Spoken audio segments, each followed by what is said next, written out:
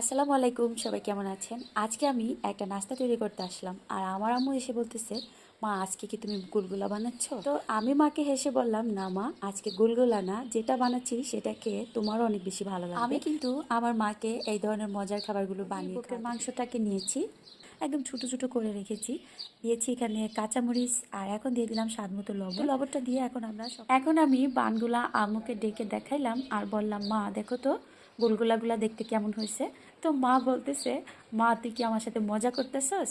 এগুলা তো গুলগুলা না, অন্যরকম মনে হচ্ছে। তারপরে আপু ভাইয়া সবাই খেয়ে বলেছে আলহামদুলিল্লাহ, খুব বেশি মজা হয়েছে। আর হ্যাঁ, এখানে কিন্তু একটা সস তৈরি করে নিয়েছি।